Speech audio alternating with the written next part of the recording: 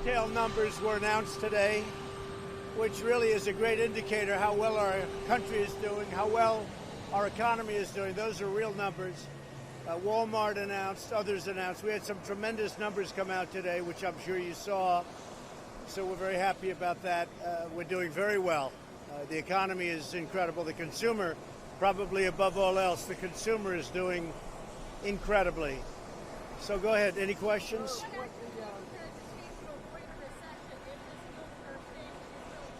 Well, I think we're going to have a very long period of wealth and success. Other countries are doing very poorly. As you know, China is doing very, very poorly. The tariffs have really bitten into China. They haven't bitten into us at all, except for the reporters that want to make it look that way, but they don't understand what's happening. The tariffs, we've taken in close to $60 billion in tariff money, and the consumer has not paid for them. Now, at some point, they may have to pay something, but they understand that, and who really understands that is our great farmer. The farmers of this country really understand it. They know we had to do something about China, and we're doing something about China. With that being said, I think we're having very good discussions with China. They very much want to make a deal. We'll see what happens. We had a deal, and they decided not to make it. Now I think they would like to have had that opportunity again, because I think they really would. I think they really missed a great opportunity. I think they feel that they missed a great opportunity. But China very much wants to make a deal. We're talking to them. We'll see what happens, yeah.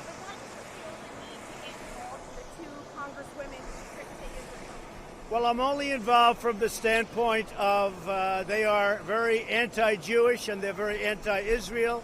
I think it's disgraceful, the things they've said. You have lists of, this isn't just a one-line mistake. What they've said about Israel and Jewish people is a horrible thing, and they've become the face of the Democrat Party. So I did absolutely put out a very strong statement. I think if you look at their language, if you look at what they've said, if I ever said it, it would be a horrible month, to put it mildly. So the things that they've said, Omar, Talib, what they've said is disgraceful. So I can't imagine why Israel would let them in. But if they want to let them in, they can. But I can't imagine why they would do it. Are you worried that a prolonged trade war with China will pitch the economy into a recession? No, I think the longer the trade war goes on, the weaker China gets and the stronger we get. We're taking in massive amounts of money, billions and billions of dollars, Steve, as you know. And I think the longer it goes, the stronger we get. I have a feeling it's going to go fairly short. I think it's going to be China's lost millions of jobs. You saw that reported today. Thousands of companies are closing in China. And I don't know, maybe they want to do this for a year. They'd love to have somebody like Biden who doesn't know what he's doing. I mean, I just put a clip where he said, we want to build up China. We want to build up China. Well, they gave us a very strong China. China's taken out over $500 billion a year for many years from our country. And that's not going to happen anymore. How concerned are you, let me just follow up, sorry. How concerned are you about a violent crackdown by the Chinese in Hong Kong? Well, I am concerned. I wouldn't want to see a violent crackdown. I put a little bit of a memo out last night. He's a man I like a lot. I get along with him very well, President Xi. And I said that I would be willing to bet that if he sat down with the protesters, a group of representative protesters, I'll bet he'd work it out in 15 minutes. I bet he'd work it out very quickly. I know it's not the kind of thing he does, but I think it wouldn't be a bad idea. I really believe if he sat down, they have a certain little leadership pool. If he sat down with that leadership pool, I'll bet he'd work something out very quickly. It really seems like things that could be worked out pretty easily. I don't want to comment about who I spoke to, but I think my social media statement pretty well speaks for itself. I feel that they are so anti-Israel, so anti-Jewish. Again, if other people made that statement, there would have been hell to pay. So, but I did speak to people over there. Yeah. Sir, China has said that they want to retaliate, that they're going to retaliate because of the tariffs increase that you announced. What's your response to that? Well, if they did retaliate, which I don't think they will do because we're talking to them and they're offering things that are very good, I don't think they'll retaliate. But if they did, we have the ultimate form of retaliation. I think they'd have very few jobs left in China because we'd be able to step it up. Just so you understand, I've been very mild about it. Very, very mild. There's a long way I can go. And somebody had to take on what was happening with China. We can't allow China to take out of our country $507 billion every year, not including intellectual property theft and so many other things. So we're having very good talks with China. I think things will happen, but we'll see. If they do retaliate, will you want your team to meet with them in September as planned, or no? Well, that's true. Look, September, the meeting is still on, as I understand it. But I think more importantly than September, we're talking by phone, and we're having very productive talks. They would like to do something, I will tell you that. And the talk we had a few days ago with my two representatives, nobody knew what was on that talk except for myself, China, and those two people. That was a very good conversation. Do you want Jay Powell to cut interest rates some more? Jay Powell should be cutting rates because every country all over the world is cutting, and we want to stay sort of even. And I don't mind if we're higher, we're a better credit, but we're way too high. Jay Powell's made a big mistake. He raised them too fast, and he also quantitative tightened. He did quantitative tightening. That was a big mistake, $50 billion a month, and it put us in a position.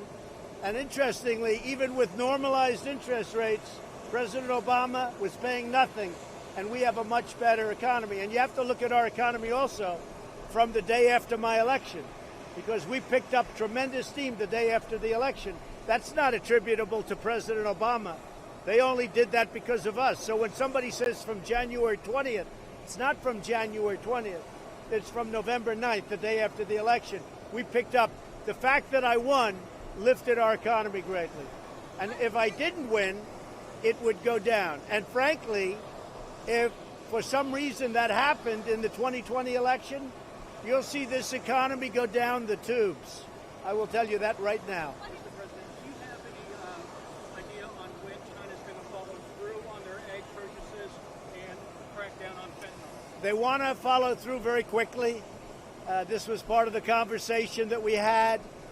They had a special representative actually come over and talk to us, a different group, and a message to me, a very strong message to me. They want to start doing that very quickly. I'll be honest, I'm not there yet. It's not China. I'm not there yet. We'll see what happens. I really would like to see China in a humane way solve the problem in Hong Kong. Humanely solve the problem in Hong Kong. And I think they could do it very quickly. You know, I said yesterday, I really have a lot of confidence in President Xi. I know that if he sat down with their representatives, I have no doubt he would solve that problem quickly.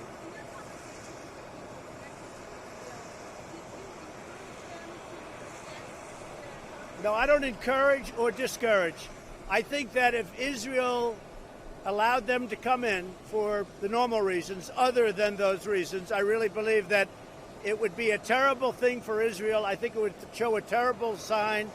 They want to do boycotts. They said horrible things about Jewish people. They said horrible things about Israel and Israelis. I think it would be a terrible thing, frankly, for Israel to let these two people who speak so badly about Israel come in. And they have become, amazingly, the face of the Democrats. The Democrats don't want to do anything to condemn them. If this were 10 years ago, or if this were maybe a different time or different people or whatever, they would be condemned for the things they've said. They've said some of the worst things I've ever heard said about Israel. So how can Israel say, oh, welcome? I don't think it would be a good thing for Israel. Do you think that Steve King needs to resign? I don't know the situation with Steve King. It looked like I read a statement that supposedly he made. I haven't been briefed on it, but certainly it wasn't a very good statement. So you're going to go to the G7 pretty soon, and I think you're going to meet with Boris Johnson. Are you going to have some sort of declaration about the intent to seal a trade deal with him, with the Britons? So we're dealing with the UK on trade and a trade deal, and we're going to have a great deal made. I've been dealing with Boris Johnson. I just spoke to him yesterday. I'll speak to him again. He and I are very much aligned. We feel very good about each other. I think we'll make a fantastic and big trade deal with the UK. Actually, we should do much more business than we're doing with the UK. You know, it's they're probably, I don't want to say our closest because I don't want to insult other people, but certainly, or countries, but certainly they're one of our closest allies anywhere in the world. And we're going to have a fantastic relationship with UK, and we're going to have a great trade deal with UK, and that's moving along rapidly. Any other goals for the G7, sir? I think just relationship. We'll see what happens. We have a lot of things to discuss. Is Corey going to announce tonight? I don't know. Corey Lewandowski, I think, would be terrific if he ran, but I don't know that he's going to run. I spoke to him about it a week ago. Frankly, I think it's something he'd like to do, but I don't know that he's going to do it. I think he'd be very good. He loves New Hampshire. He loves our country. If he did it, I think it'd be very formidable.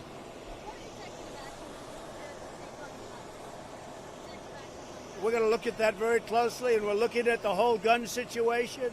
I do want people to remember the words mental illness. These people are mentally ill, and nobody talks about that. But these are mentally ill people, and people have to start thinking about it. I think we have to start building institutions again because, if you look at the 60s and 70s, so many of these institutions were closed, and the people were just allowed to go onto the streets.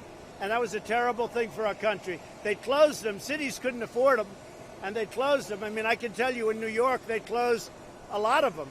And the people went out. They went out onto the streets, and it's a terrible thing. But a lot of our conversation has to do with the fact that we have to open up institutions. We can't let these people be on the streets. So we have a tremendous crowd in New Hampshire. It's all over the place. Everybody's saying, wow. Our competitor has virtually no crowd. I don't know what that means. I assume that's a poll of some kind. But I think we're going to do very well in New Hampshire. New Hampshire should have been won last time, except we had a lot of people come in at the last moment, which was a rather strange situation. Thousands and thousands of people coming in from locations unknown, but I knew where the location was. But I think we're going to have a tremendous success in New Hampshire. These are great people, and the relationship is very good. We're looking at it. I feel very badly. I think he was very harshly sentenced, but we're looking at it very strongly. People feel very strongly about that. I floated it, and I wanted to see where the Democrats stood, where the Republicans stood. People feel very strongly about Rod Blagojevich and his sentence. He's been in there for 7.5 years. That's a long time. And what he did was terrible, but it's a long time. It's a long time. Are you pushing Mitch McConnell on background checks? I've been dealing with Mitch McConnell. He's a man who we have had tremendous success with judges and judicial appointments. We're going to be up to 179 federal judges within the next 2 months. Nobody would have believed that's possible. And that was because President Obama was unable to get them completed. So I inherited about 138 empty seats. Nobody can believe it. And we will have them almost all filled with tremendous judges and tremendously talented, smart people. They'll be filled within 2 months. So I have 179 judges and 2 Supreme Court justices. That's something that nobody would have ever thought possible. I want to thank very much President Obama for that. I was asking about background checks for gun owners, for gun purchases. Yeah, we do. I've been speaking to Mitch about that. I've been speaking to everybody about it. Yes, sir. And we don't want to see crazy people owning guns. But I also want to remember that mental illness is something nobody wants to talk about. These people are mentally ill, and we have to study that also. Because, it's them. They pull the trigger. The gun doesn't pull the trigger. They pull the trigger. So we have to look very seriously at mental illness, and we're doing that at a level that hasn't been done before. Okay? Yeah. Yeah. I'm speaking to many Republicans, and I'll tell you, it's been an amazing experience. They want to see something happen, and basically it's very simple. They don't want to have insane people, dangerous people, really bad people having guns. Republicans agree with me on that. I think, I would say pretty much uniformly. Well, I'm afraid that if we came up with a good bill, I think the Democrats then might up it and then do things that can't be done and that the public wouldn't want done. I hope that wouldn't happen, but that's happened in the past. You understand. I support strong meaningful background checks where people that should not have guns, people that are insane, people that are mentally ill, people that are bad people, like this guy in Philadelphia who's been arrested numerous times. He's a bad guy, where people like that would not have guns. And frankly, people like that should be locked up. He shouldn't have even been on the streets. Thank you. Thank you very much. Did you talk to Xi directly? Was that who you talked to in China? I will speak to him. We have a call scheduled soon, President Xi. We'll be speaking to him very soon. I really believe he can work it out. I know him well. If he wants to, he can work that out in a very humane fashion. He can work something that everybody's happy. When Thank do you. you want to meet him?